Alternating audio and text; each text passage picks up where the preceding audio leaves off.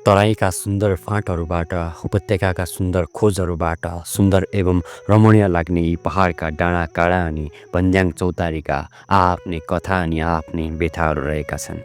पहाडका यी प्रत्येक डाँडाहरूबाट हेर्दा दन्ते लहर झैँ मिलेर बसेका यी डाँडाहरू अनि मुस्कुराइरहेका हिमालका हिमदृश्यहरू निकै नै मनमोहक देखिन्छन्। शान्त र आनन्द मन लिएर यदि यी पहाडका डाँडाहरू चढ्ने हो भने स्वर्ग खोज्न मर्नु पर्दैन। यी प्रत्येक डाँडाहरू, प्रत्येक चौतारीहरू, भन्ज्याङहरू, दन्ते लहर झैँ मिलेर बसेका यी गाउँहरूले मनलाई सुगन्धित एवं आनन्दित बनाउने गर्दछन्।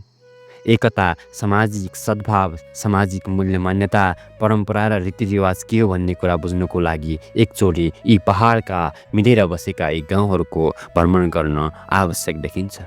तर विडम्बना भन्नुपर्छ, बाहिरबाट हेर्दा निकै सुन्दर एवं मनमोहक देखिए तापनि यी प्रत्येक गाउँ, भिर, पाखा, यी भन्ज्याङ, यी चौतारीहरूका आआफ्नै व्यथाहरू छन्। कुनै बेला हजुरबाहरूले बस्ती खोज्दै बसालेका यी सुन्दर बस्तीहरू अहिले मान्छे खोज्दै बसिरहेका छन्। यी भिर पाखाहरू, यी पहाडका फाँटहरूले मान्छे खोज्दै बसिरहेका छन्।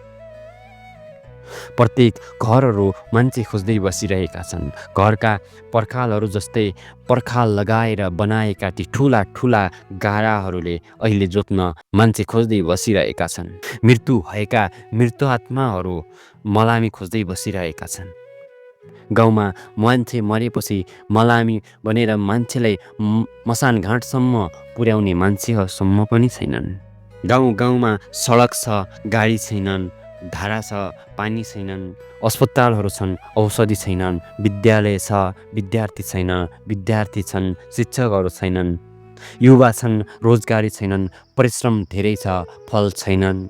गाउँमा भएका यी प्रत्येक नागरिकहरूको मुखबाट सुन्न सकिन्छ सरकारलाई थुप्रै नाना थरी गालीमा। सायद यी गाउँमा भएका युवाहरूलाई यदि रोजगारीको अवसर भइदिएको भए सायद यस्तो अवस्था आउने थिएनन्। सायद यही होला लोकतन्त्र, सायद यही होला सिंहदरबारको अधिकार गाउँ गाउँमा गएको। अहिले गाउँ गाउँमा एउटा मान्छे पनि छैनन्, मान्छे भेटिँदैनन्।